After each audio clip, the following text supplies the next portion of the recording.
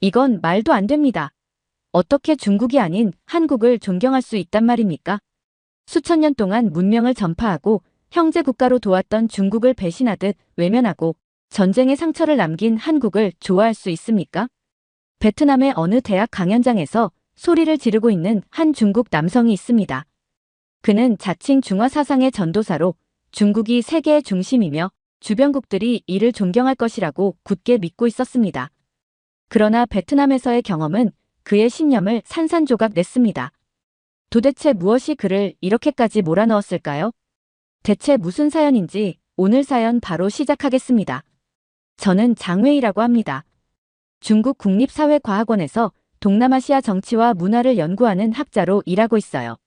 사실 학자라는 말보다는 중화사상의 전도사라는 표현이 더 어울릴지도 모르겠습니다.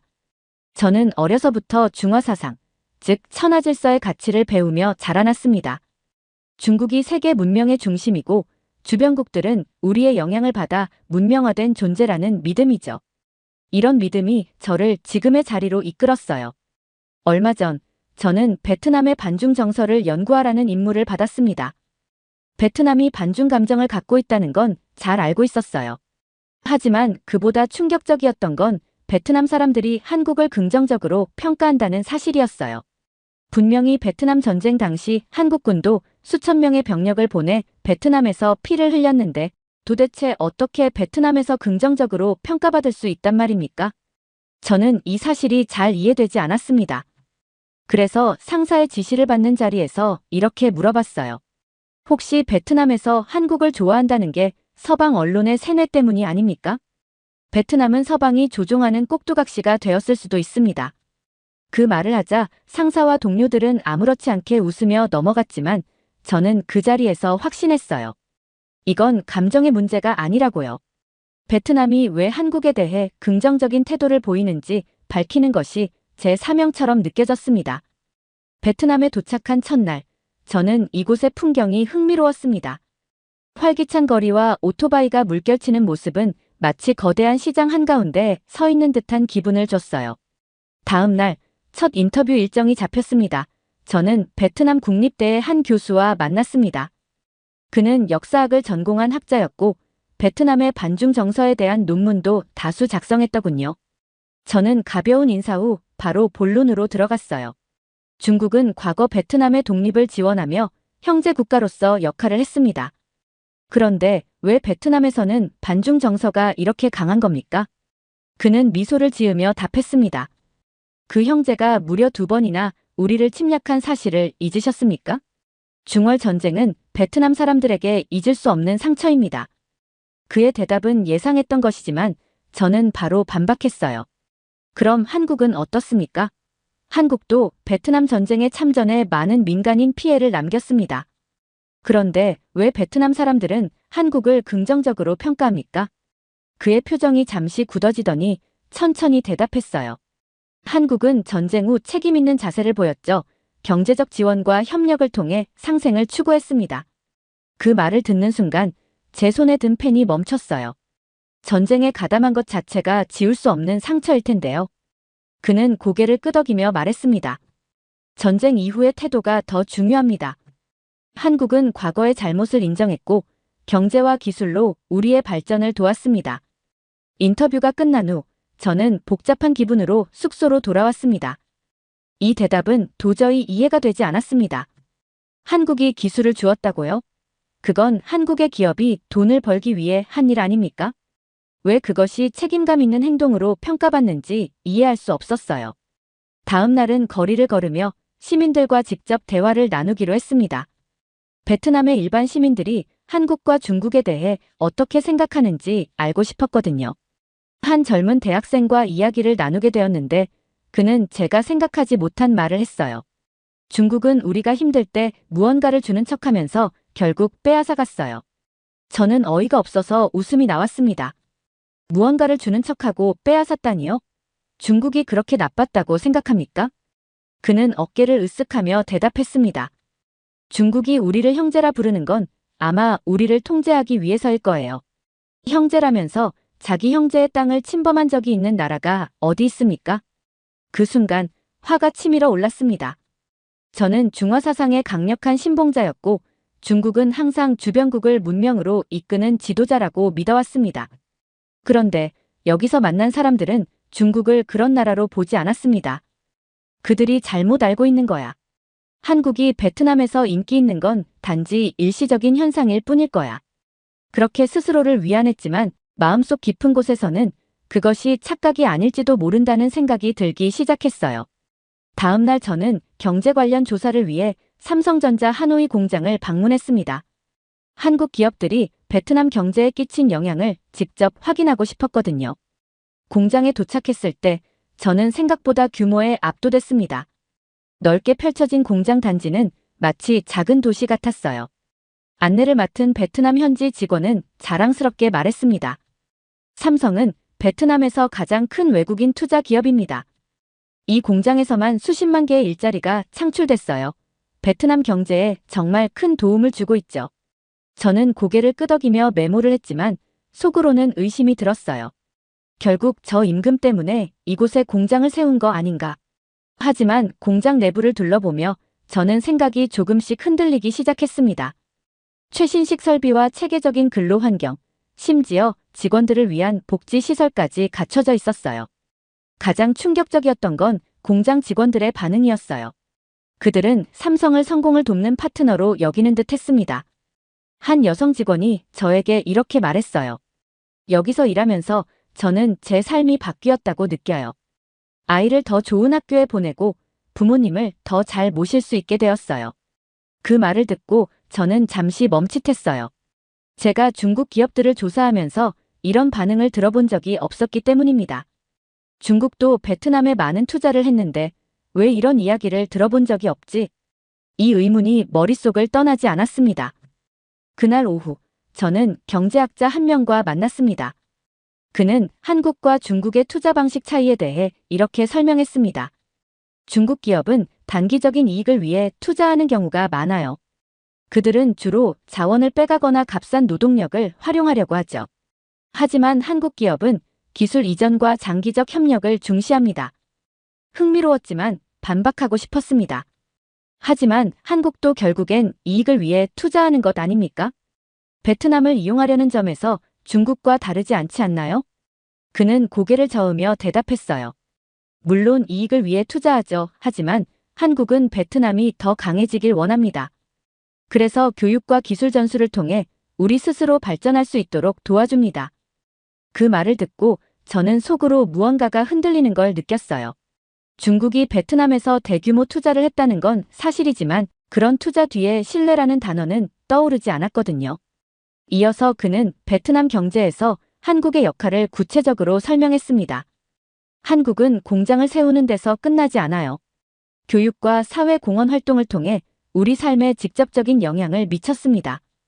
삼성만 해도 직원 교육 프로그램을 운영하며 우리나라 인재 양성에 기여하고 있죠. 반면 중국 기업들은 이익이 줄어들면 쉽게 철수하곤 합니다. 그 순간 저는 약간의 자존심이 상했습니다. 우리가 베트남을 위해 얼마나 많은 돈을 쏟아부었는데 왜 이런 평을 듣는 거지? 이 질문은 저 자신에게 던진 것이었지만 대답은 떠오르지 않았습니다.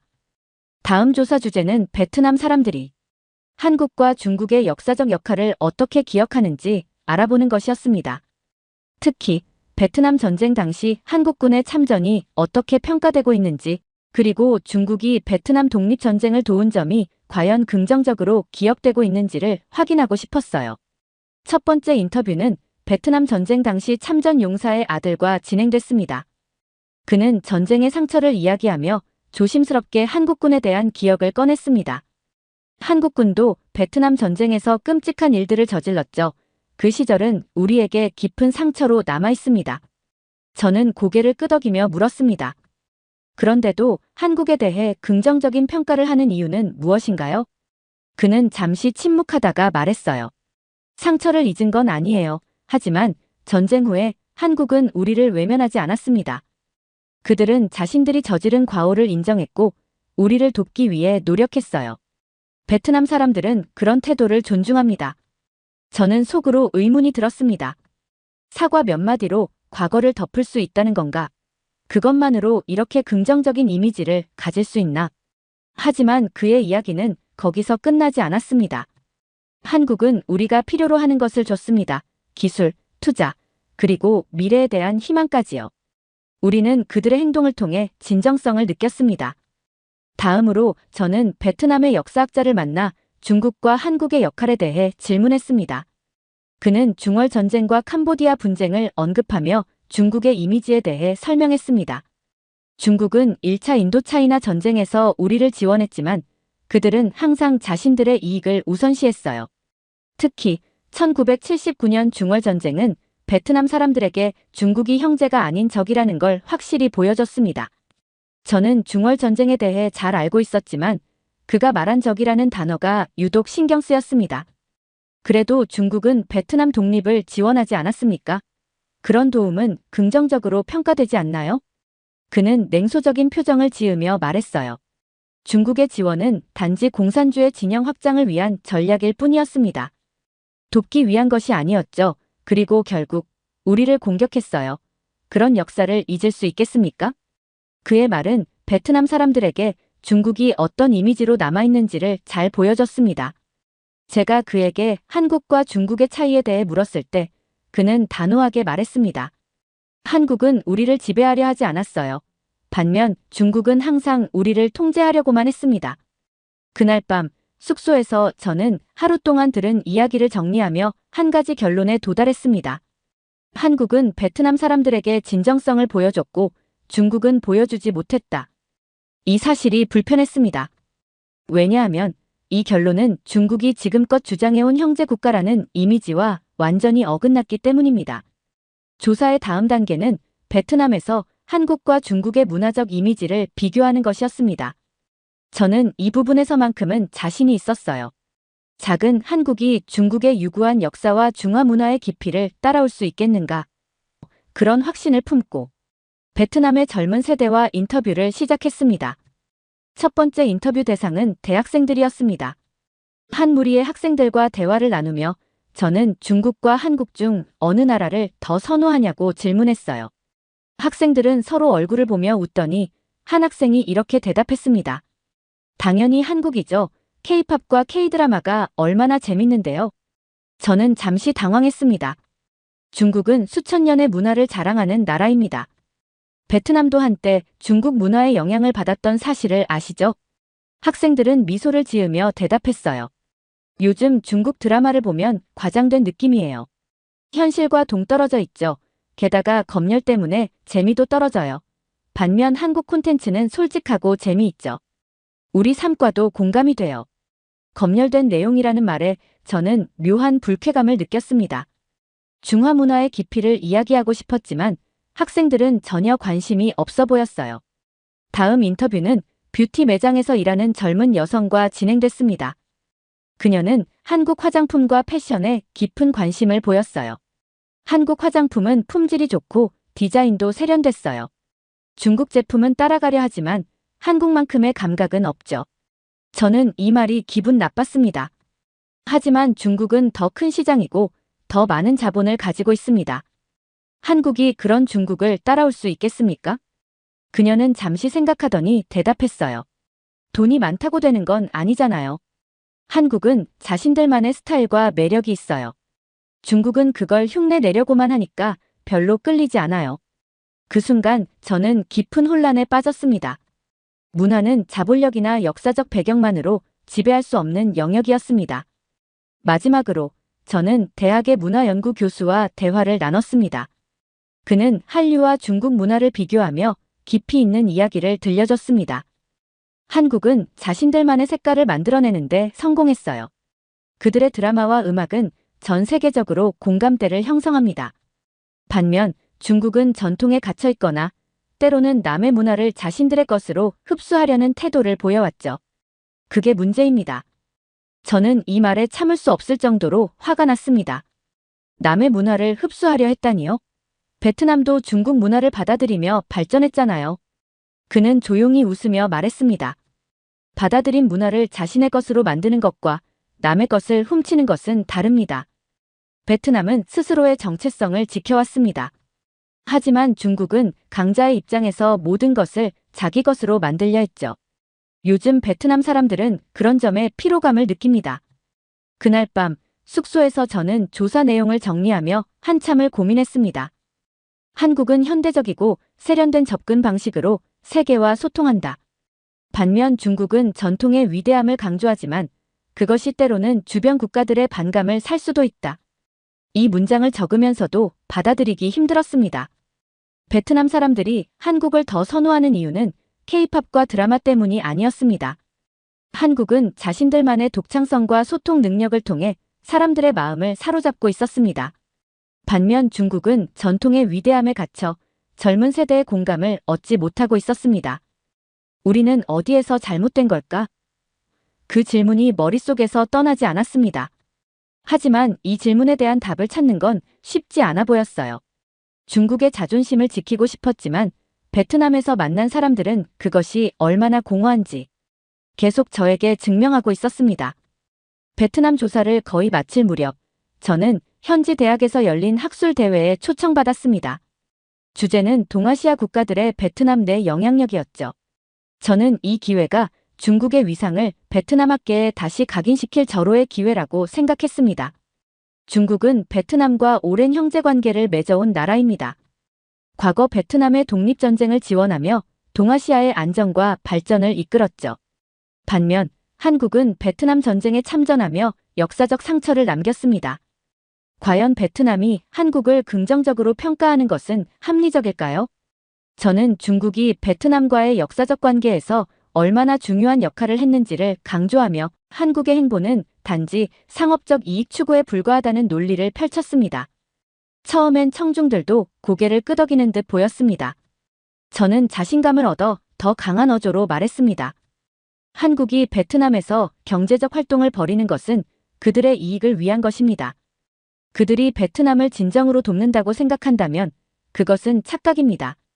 반면 중국은 과거에도 지금도 베트남과 같은 형제 국가의 발전을 위해 힘써왔습니다. 그 순간 한 베트남 학자가 손을 들고 질문했습니다. 그렇다면 왜 베트남은 한국과의 관계를 긍정적으로 평가하고 중국과의 관계에는 거리를 두려고 할까요?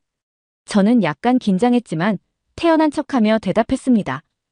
그것은 서방 세력이 한국을 지원하며 만든 이미지 때문입니다. 베트남 국민들이 진실을 알게 된다면 중국과의 관계를 더 중요하게 여길 것입니다. 그러나 그의 다음 말이 저를 당황하게 만들었습니다.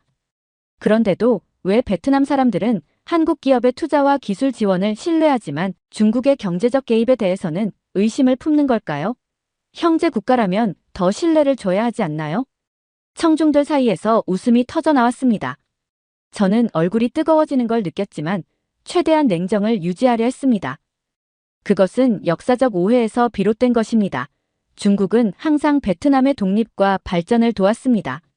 중월 전쟁 같은 사건은 일시적인 갈등이었을 뿐입니다. 하지만 그의 반박은 더 날카로웠습니다. 그렇다면 왜 한국은 베트남 전쟁의 아픈 과거에도 불구하고 베트남에서 긍정적으로 평가받고 있을까요? 투자 때문이 아니라 그들이 보여준 책임감 있는 태도가 아닐까요? 그 말에 저는 더 이상 말을 잇지 못했습니다. 청중들의 표정은 점점 저에게 불리하게 돌아갔습니다. 또 다른 학자가 나서서 이렇게 말했습니다. 중국은 지금도 남중국해에서 베트남의 주권을 위협하고 있죠. 그런 나라를 형제라고 부를 수 있을까요? 그 순간 저는 머릿속이 하얘졌습니다. 제가 발표를 마친 후 베트남 학자들의 발표가 이어졌습니다. 그들은 한국과 중국의 차이를 구체적인 사례를 들어 설명했습니다. 한국은 전쟁 이후에도 과거를 외면하지 않았습니다. 반면 중국은 여전히 자신들의 패권을 강조하며 베트남을 하위 파트너로 대하고 있습니다. 이 발언은 저를 완전히 무너뜨렸습니다.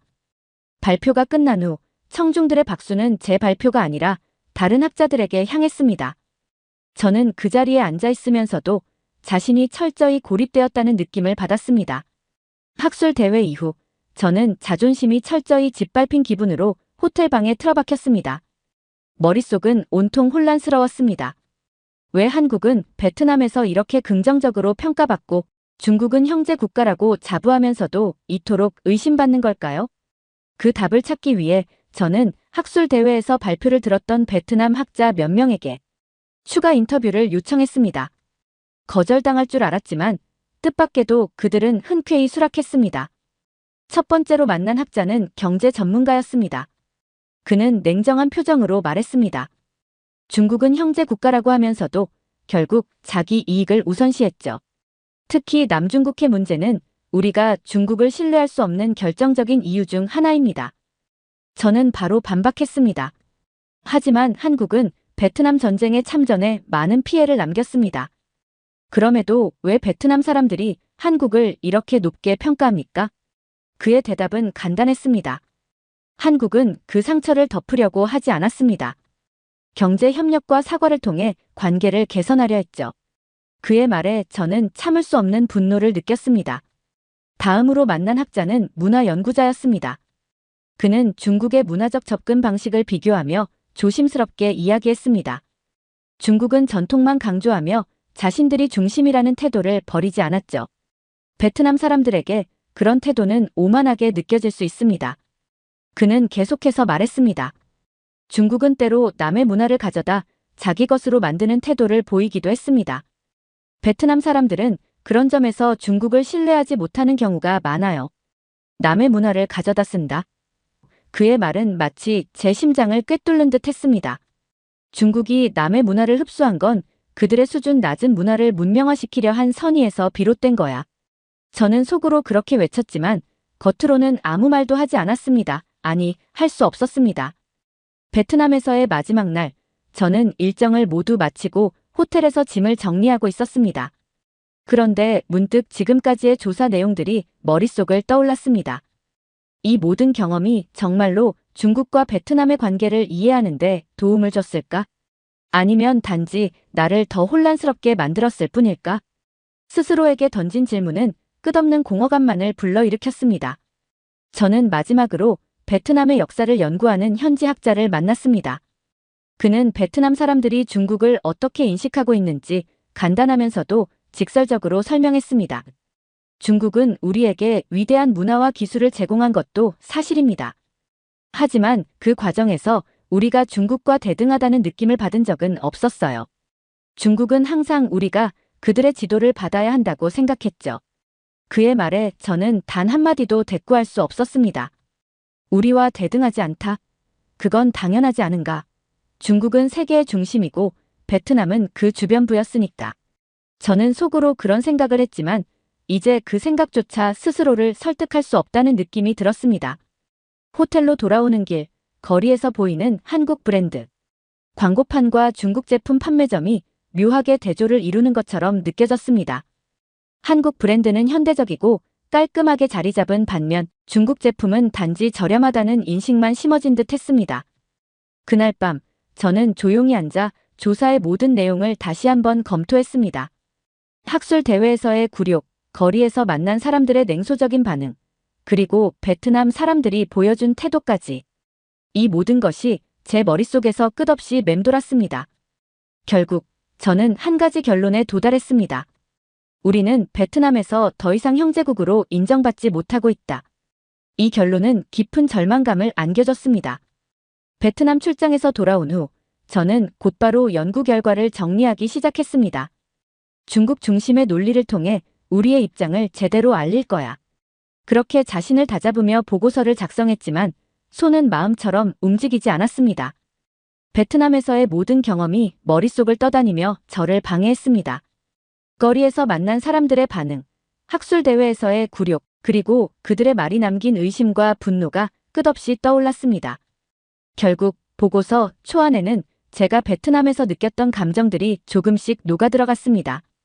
중국은 역사적으로 베트남의 발전을 지원해왔지만 오늘날 베트남 사람들은 이를 강요로 받아들이고 있다. 반면 한국은 과거의 잘못을 인정하며 협력과 상생의 자세로 접근해 신뢰를 얻었다. 이 문장을 적으면서도 저는 뭔가 잘못하고 있다는 느낌이 들었습니다. 며칠 후 보고서를 읽은 상부로부터 호출이 있었습니다. 저는 기대 반, 긴장 반으로 그 자리에 갔습니다. 그러나 그들이 던진 첫마디는 제 기대를 산산조각 냈습니다. 장 박사, 이 보고서가 정말 당신이 작성한 게 맞습니까? 상사의 차가운 눈빛이 저를 꿰뚫었습니다. 왜 중국이 베트남에서 신뢰를 잃었다는 결론을 내린 겁니까? 한국이 신뢰를 얻었다는 문장은 왜 들어가 있죠? 이런 보고서는 중국의 위상을 약화시키는 결과를 초래할 겁니다. 저는 억울했습니다. 저는 베트남에서의 현실을 반영했을 뿐입니다. 그러나 상사는 제 말을 들으려 하지 않았습니다. 당신은 중국의 강점을 강조해야 할 책임이 있습니다. 이런 결과물을 제출하다니 실망입니다. 며칠 뒤 저는 좌천 통보를 받았습니다. 연구소의 핵심 프로젝트에서 제외된 채 변두리 사무실에서 자료 정리를 맡게 된 것입니다. 동료들의 차가운 시선은 제가 어떤 상태로 전락했는지를 보여주는 듯 했습니다. 그날 밤 저는 술집에서 홀로 술을 마시고 있었습니다. 술잔을 비울 때마다 머릿속에서 베트남에서의 장면들이 떠올랐습니다. 과거에는 중국이 중심이고 그 중심 아래 다른 나라들이 조화를 이루는 질서가 당연하다고 믿었습니다. 그러나 이제는 그것이 허상처럼 느껴졌습니다. 중국의 위상을 믿어 의심치 않던 제가 베트남에서 경험한 모든 것은 그 믿음이 얼마나 부서지기 쉬운 것인지를 보여줬습니다.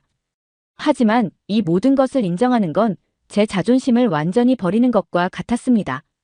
중국은 여전히 세계의 중심이고 우리는 그 길을 되찾을 수 있어. 그렇게 생각하며 스스로를 위로했지만 이 말조차 제게는 설득력이 없었습니다. 술집에서 나와 밤거리를 걷다 보니 상점들의 네온 사인이 거리 전체를 밝히고 있었습니다. 대부분은 화려한 중국 브랜드 광고였지만 간간히 한국 브랜드도 보였습니다. 한 가게 앞에서는 젊은이들이 최신 화웨이 스마트폰을 구경하며 활기차게 이야기를 나누고 있었고 다른 한쪽에서는 작은 한국 화장품 매장에서 몇몇 손님이 관심을 보이고 있었습니다. 그 장면은 묘하게 대조적이었습니다. 우리 브랜드는 이토록 화려하고 강력한데 왜 한국 브랜드는 작고 미미해 보여도 사람들이 특별하게 여기는 걸까? 저는 고개를 저으며 속으로 비웃었습니다. 베트남 출장 이후 제게 남은 것은 단 하나였습니다. 우리가 틀렸던 걸까? 아니면 세상이 변한 걸까? 이 질문은 아직도 저를 괴롭히고 있습니다. 답을 찾지 못한 채 오늘도 저는 중화 사상이 담긴 책을 펴지만 그 문장들은 더 이상 제게 확신을 주지 않습니다. 천하 질서라는 이름 아래 우리는 스스로를 속여온 걸지도 모릅니다. 저는 그 답을 찾기 위해 다시 연구를 이어가야겠지만 솔직히 두렵습니다. 두 번째 사연 시작합니다. 은퇴 후 평온한 삶을 꿈꾸던 평범한 미국인이 있습니다. 그러나 위암이라는 충격적인 진단과 함께 그의 인생은 송두리째 흔들렸습니다. 미국 의료 시스템이 안겨준 것은 치료에 대한 희망이 아닌 천문학적인 비용과 끝없는 대기 시간이라는 절망뿐이었습니다. 모든 것을 포기하려던 순간 그의 아내가 한국에서의 치료를 제안했습니다. 처음에는 낯선 아시아 국가에서 암 치료를 받는다는 것이 이해되지 않았습니다. 하지만 절망 속에서 내린 그 선택은 그의 생명을 구하는 것에 그치지 않고 그가 잊고 살았던 진정한 삶의 의미를 일깨워주는 계기가 되었다고 합니다.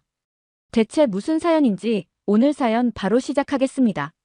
저는 에머슨입니다. 한때는 미국의 중견기업에서 매니저로 일하며 바쁘고 정신없는 삶을 살았습니다. 은퇴 후에는 평생의 저축으로 마련한 플로리다의 작은 주택에서 여유로운 노후를 보낼 계획이었죠. 하지만 그 꿈은 너무 빨리 깨졌습니다.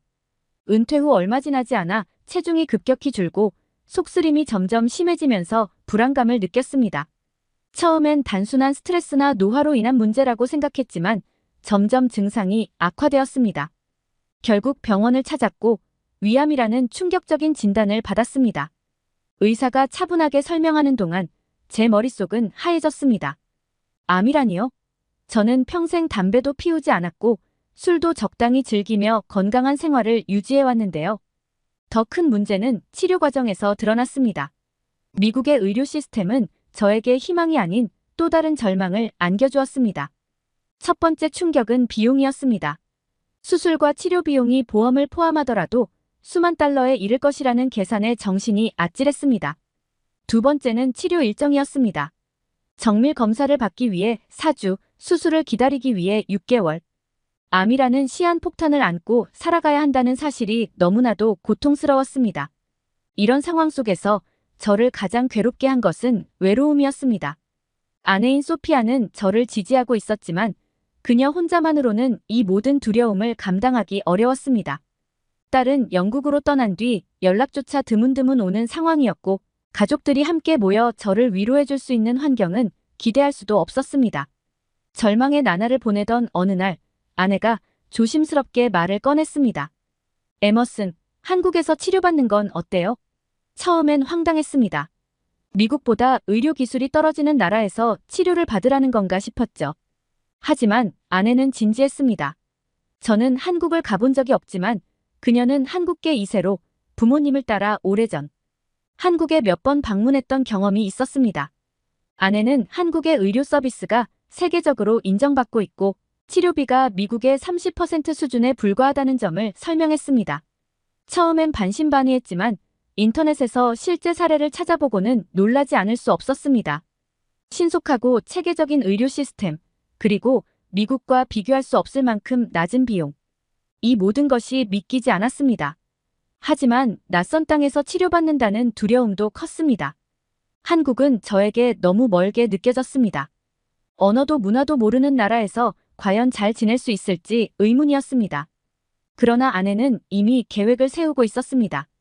그녀는 부모님의 고향에 대해 이야기하며 한국은 아시아에서 가장 발전된 국가 중 하나라고 강조했습니다. 인터넷으로 검색한 결과 한국의 의료 시스템은 세계적으로 인정받고 있다는 사실도 알게 되었습니다. 심지어 외국인을 위한 의료 관광 서비스도 활발히 이루어지고 있더군요.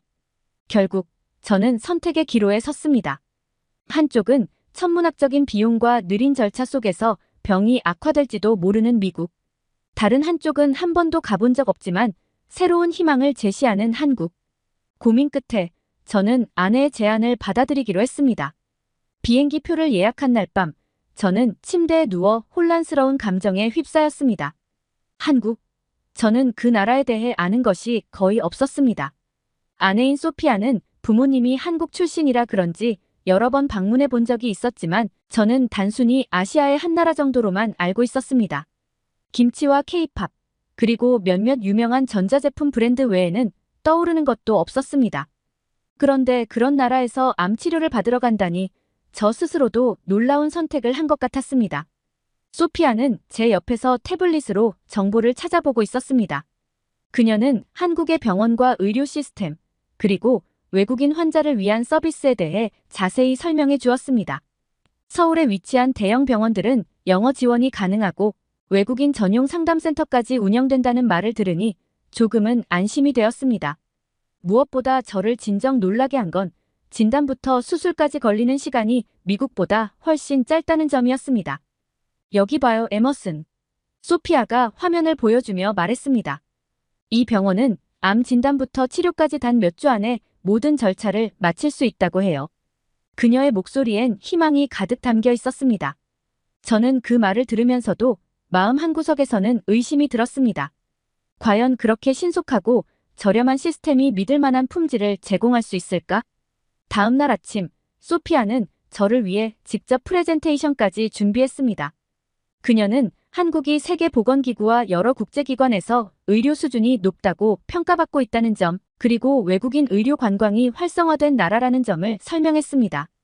한국은 단순히 비용이 저렴한 게 아니에요. 의료진의 전문성과 병원의 시설도 세계적 수준이에요. 당신을 믿고 맡겨도 돼요. 소피아는 그렇게 말하며 제 손을 꼭 잡았습니다. 그녀가 이런 열정을 보이는 데에는 개인적인 이유도 있었습니다. 소피아는 부모님과 함께 한국을 방문했을 때 한국의 병원에서 자신이 앓고 있던 기관지염 치료를 받았던 경험이 있었습니다. 그녀는 당시 한국 병원의 친절한 의료진과 빠른 치료에 깊은 인상을 받았다고 했습니다. 그때만 해도 이미 미국보다 의료 서비스가 효율적이라고 느꼈는데 지금은 훨씬 더 발전했대요. 그녀의 말에는 확신이 있었습니다. 저는 아내의 열정과 희망에 감동하면서도 여전히 불안감을 느꼈습니다. 만약 잘못되면 어떻게 하지? 라는 의문이 머릿속을 떠나지 않았습니다. 하지만 선택의 여지가 없다는 사실도 명확했습니다. 그녀는 이미 병원 예약을 마쳤고 저희가 머무를 숙소도 알아보았습니다. 한국에서는 외국인 환자를 위한 서비스가 잘 되어 있어서 치료와 관련된 모든 절차를 도와준다는 점도 알게 되었습니다. 심지어 공항에서부터 병원까지 전용 차량을 제공하는 프로그램도 있었습니다. 이런 세심한 배려는 저를 놀라게 했습니다. 미국에서는 상상하기 어려운 일이었습니다. 출발 전, 저는 제 상황을 몇몇 친구들에게 이야기했습니다. 그들의 반응은 대부분 비슷했습니다. 한국, 거기서 치료를 받겠다고? 괜찮겠어? 그들의 표정엔 의아함과 걱정이 섞여 있었습니다. 한국에 도착한 날, 인천공항의 규모와 효율성에 놀랐습니다. 깨끗하고 잘 정돈된 시설에 영어 표지판이 잘 갖춰져 있어. 처음 온 나라임에도 길을 찾는데 전혀 어려움이 없었습니다. 아내와 저는 공항에서 병원이 제공한 차량 서비스를 이용했습니다. 공항에서 병원까지 이어진 여정은 믿기 어려울 정도로 매끄러웠습니다. 병원에 도착하자마자 또 한 번 충격을 받았습니다. 병원의 건물은 현대적이고 웅장했으며 로비에는 외국인 전용 접수 데스크가 따로 마련되어 있었습니다. 직원들은 유창한 영어로 저희를 맞이하며 필요한 모든 서류와 절차를 안내해 주었습니다. 미국의 병원에서는 대부분 기계적이고 차가운 분위기를 경험했었는데 이곳에서는 환자를 진심으로 배려하는 태도가 느껴졌습니다. 첫날에는 여러 가지 검사가 예정되어 있었습니다. 놀라운 건 진단 과정이 지나치게 효율적이라는 점이었습니다. 미국에서는 각 검사를 받으려면 몇 주씩 대기해야 하는 경우가 많았지만 한국에서는 모든 검사가 하루 안에 진행되었습니다. MRI, CT, 내시경, 혈액 검사까지 체계적으로 짜인 일정표에 따라 한 번에 진행됐습니다. 심지어 각 검사실마다 담당 직원이 배치되어 있어 환자가 길을 잃거나 불편을 느낄 일이 없었습니다. 의사와의 상담 시간도 마찬가지였습니다. 미국에서는 의사 한 명을 만나기 위해 몇 주를 기다리고 겨우 몇 분간의 상담을 받는 경우가 허다했는데 이곳에서는 충분히 대화할 시간을 주었습니다.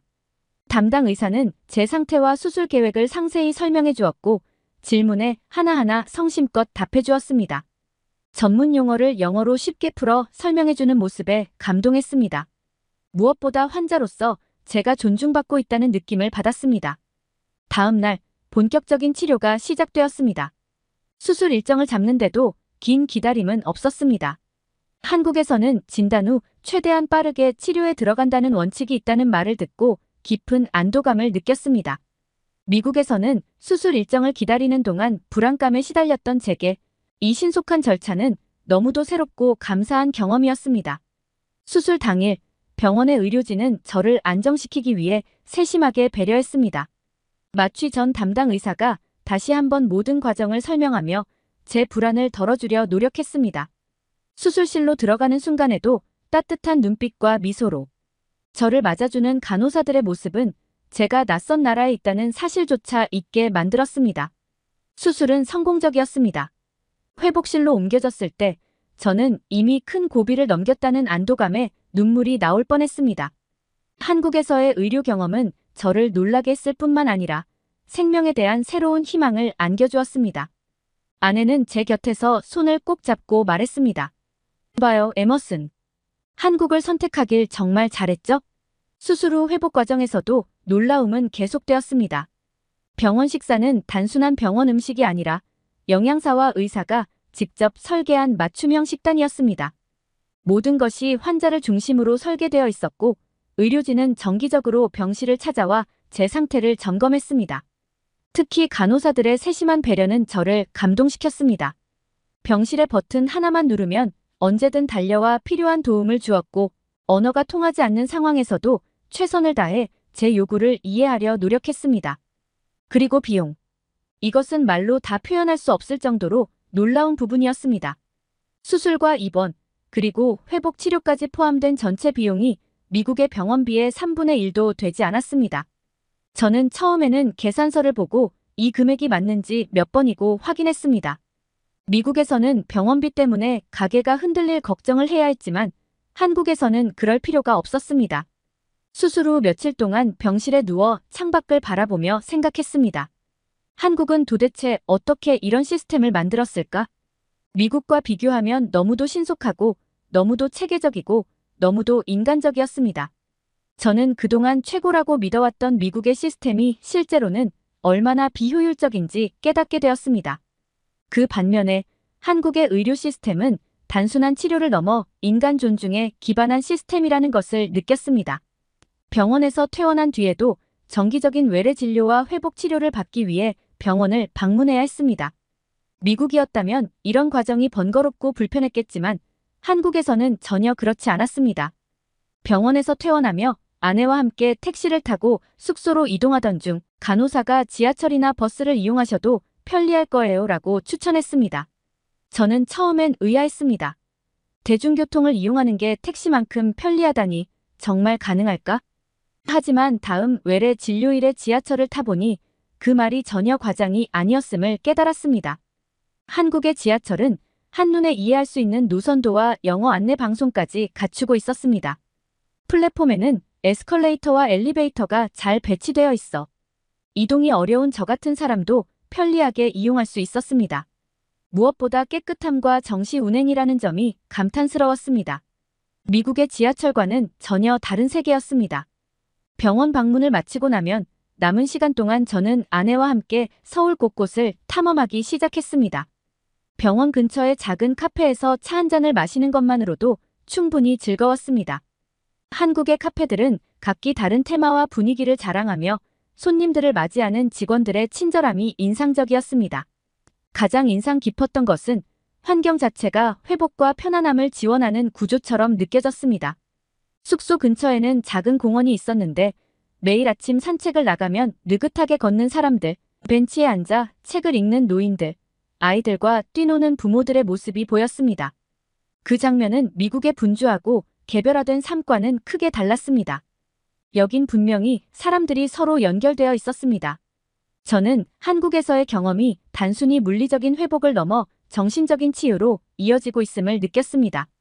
병원에서 시작된 배려와 효율성은 한국 사회 전반에 걸쳐 있었습니다. 처음에는 낯설었던 이 나라가 시간이 지나면서 저에게 삶의 질을 다시 한번 생각하게 하게 만들었습니다. 하루는 아내에게 이렇게 말했습니다. 소피야, 여기서 계속 살고 싶다는 생각이 들어. 그녀는 놀라지도 않고 차분히 대답했습니다. 사실 나도 그 생각을 하고 있어요. 이곳은 우리에게 꼭 필요한 안정감을 주는 곳인 것 같아요. 그녀의 말에 저는 고개를 끄덕였습니다. 퇴원 후 몇 주가 지나면서 몸 상태는 점점 좋아졌고 저는 아내와 함께 숙소를 떠나 병원 근처의 장기 체류 아파트로 이사했습니다. 한동안 더 한국에 머물며 정기 진료와 재활 치료를 받기로 결정했기 때문입니다. 이곳은 호텔처럼 모든 것이 갖춰져 있었지만 마치 집처럼 아늑한 느낌을 주었습니다.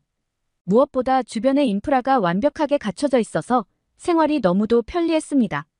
대형마트, 공원, 병원, 카페가 모두 걸어서 몇 분 거리 안에 있었습니다. 미국에서는 차 없이 이동하는 것이 불가능했지만 한국에서는 차가 필요 없다는 것이 새롭게 다가왔습니다. 하루는 아내와 함께 저희가 살고 있는 지역을 둘러보기로 했습니다. 아파트 단지 주변에는 아이들이 뛰어노는 놀이터와 어르신들이 모여 앉아 대화하는 작은 쉼터가 있었습니다. 그 풍경은 낯설고도 따뜻하게 느껴졌습니다. 한국에서의 이런 생활은 저희가 플로리다의 단독주택에서 느꼈던 고립감과는 완전히 다른 세계였습니다. 일상 속에서 느껴지는 따뜻함은 저희 부부를 점점 더 한국에 정착하고 싶게 만들었습니다. 저희는 진지하게 이곳에서의 장기적인 생활을 고려하기 시작했습니다. 처음에는 단순히 회복과 치료를 위한 체류였지만 이제는 한국에서의 삶을 새로운 방식으로 바라보고 있었습니다. 아내는 이미 주변의 부동산 정보를 수집하기 시작했고 저는 한국에서의 체류 비자와 관련된 정보를 찾아보기 시작했습니다. 한국이 외국인을 위한 의료 관광뿐만 아니라 장기 체류를 원하는 사람들을 위해 다양한 제도를 마련해 놓았다는 점도 알게 되었습니다. 어느 날 저는 아내와 함께 서울 외곽의 한 전원주택 단지를 방문했습니다. 도시의 편리함과 자연의 고요함이 공존하는 이곳은 저희가 꿈꾸던 완벽한 은퇴 생활을 실현할 수 있는 장소처럼 느껴졌습니다.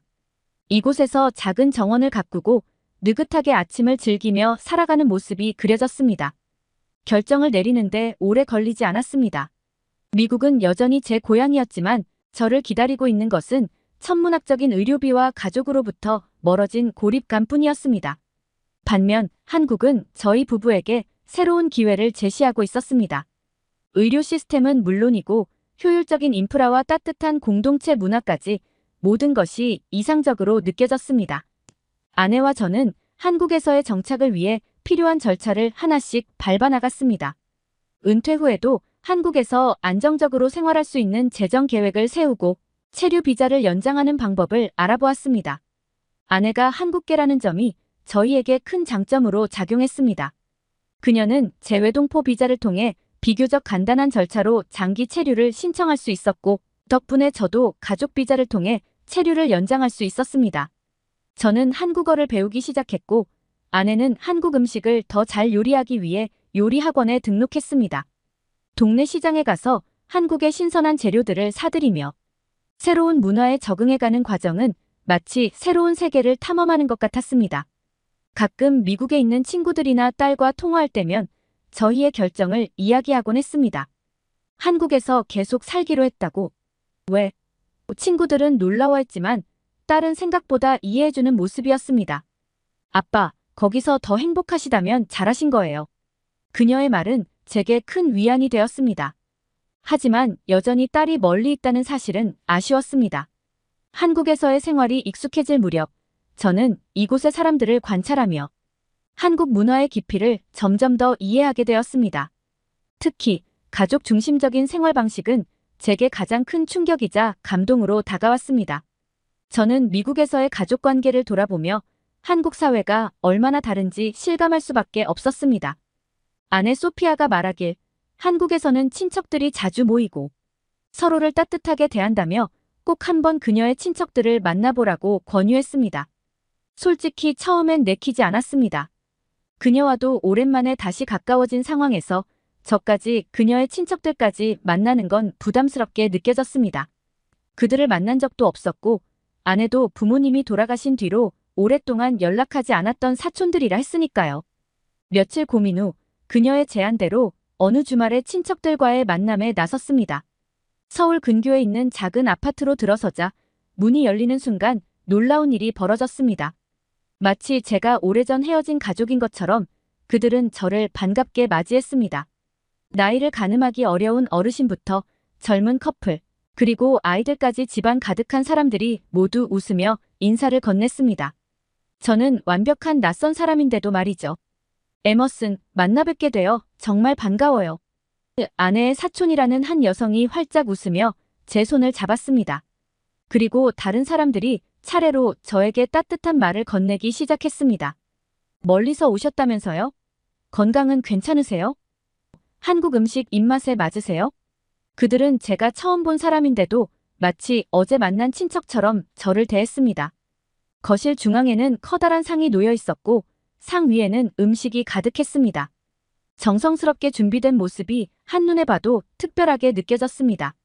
제가 미국에서 상상했던 친척 간의 만남은 간단한 바비큐나 피자 파티 같은 거였지만 이곳의 풍경은 너무나도 달랐습니다.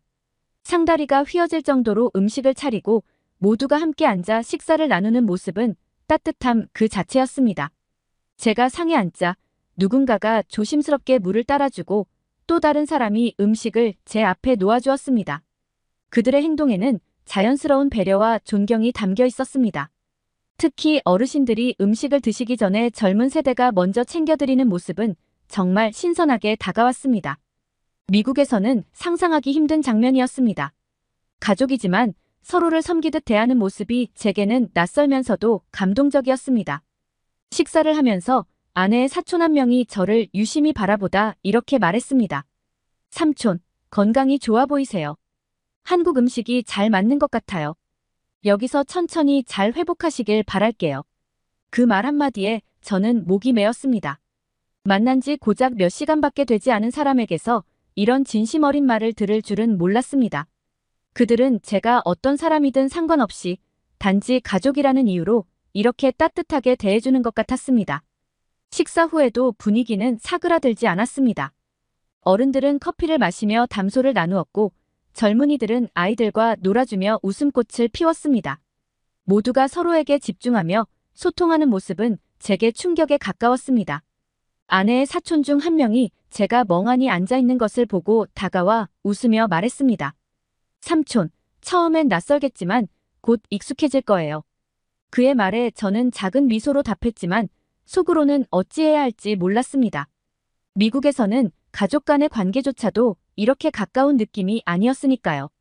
이날의 만남은 제게 큰 깨달음을 주었습니다. 한국에서는 가족이라는 것이 단순히 혈연 이상의 의미를 가진다는 점이었습니다.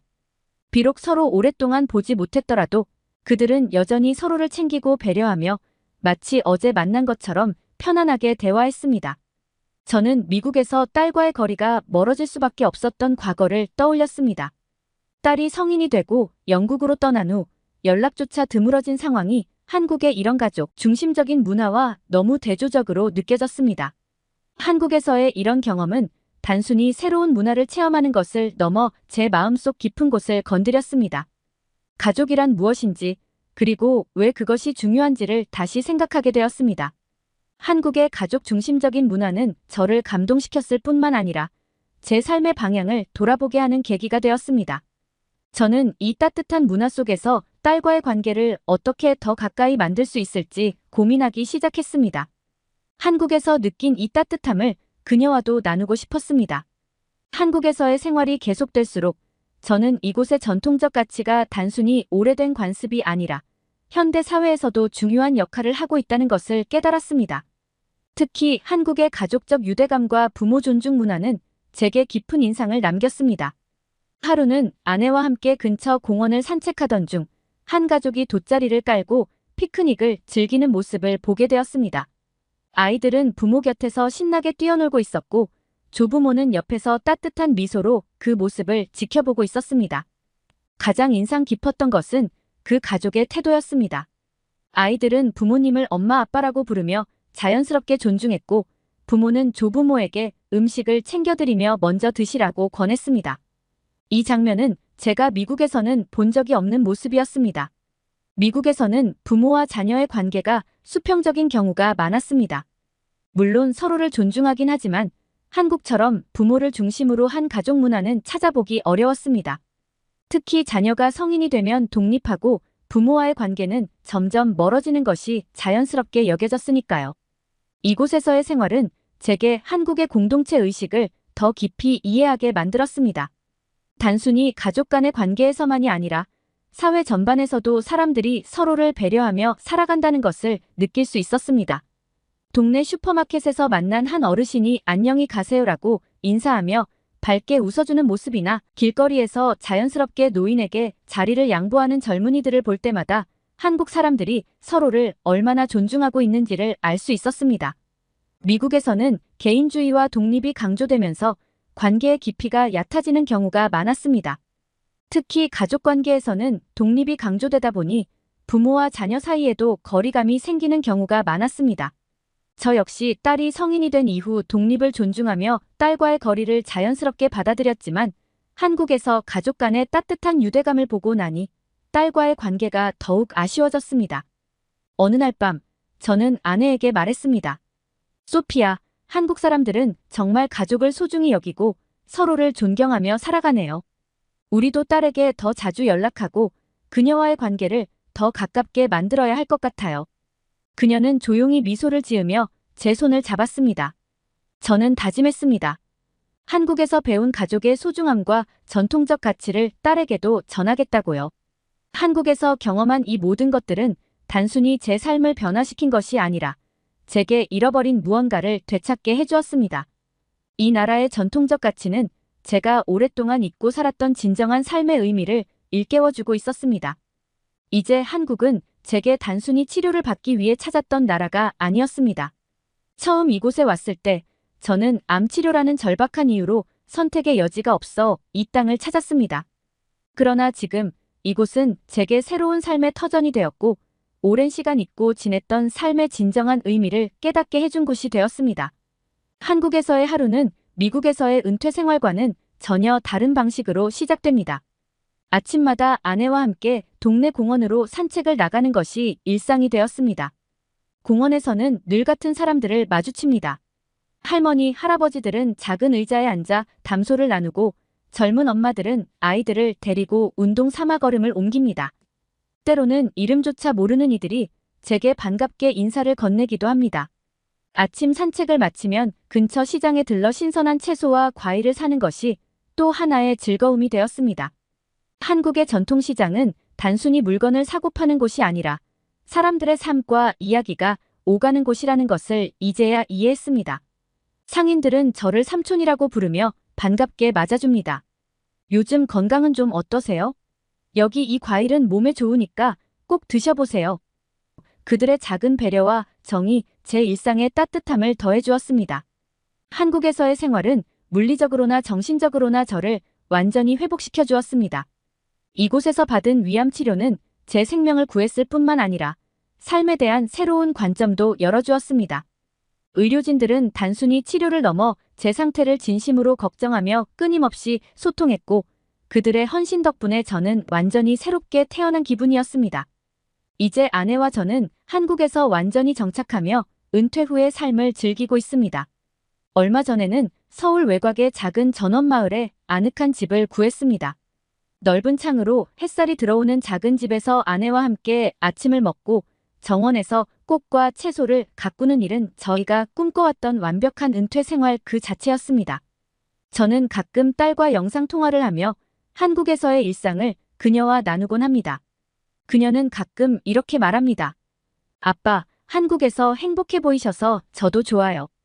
언젠가 직접 가서 그곳을 경험해 보고 싶어요. 딸과 자주 얼굴을 보지 못하는 아쉬움은 여전히 남아있지만 한국에서 배운 가족의 가치를 그녀에게 조금씩 전해주는 것이 저희 부부의 작은 목표가 되었습니다. 한국의 발전된 사회 시스템도 저희가 이곳에 정착하는데 큰 도움을 주었습니다. 병원뿐만 아니라 대중교통, 편의점, 공공시설 등 모든 것이 효율적이고 체계적으로 운영되고 있었습니다. 특히 한국에서는 나이가 들어도 불편함 없이 생활할 수 있는 환경이 갖춰져 있었습니다. 미국에서는 차가 없으면 어디로도 이동할 수 없었지만 이곳에서는 버스 한 대, 지하철 한 번이면 어디든 갈 수 있었습니다. 이는 단순한 편리함을 넘어 저희 삶의 질을 완전히 바꿔놓았습니다. 무엇보다 한국에서 느낀 가장 큰 변화는 삶에 대한 태도였습니다. 이곳 사람들은 물질적인 풍요로움만이 아니라 인간관계와 전통적인 가치 속에서 삶의 행복을 찾고 있었습니다. 가족이 서로를 챙기고 존경하며 살아가는 모습, 낯선 사람에게도 따뜻하게 말을 건네는 태도, 그리고 자신들의 전통을 현대와 조화롭게 이어가는 지혜는 제게 큰 깨달음을 주었습니다. 한국은 저에게 생명을 구해준 나라일 뿐만 아니라 잊고 있던 인간적인 가치를 되찾게 해준 나라입니다. 오늘 사연이 재미있으셨다면 구독과 좋아요, 알림 설정까지 부탁드립니다. 더 재미있는 사연으로 돌아오겠습니다. 이상 감동탐험이었습니다.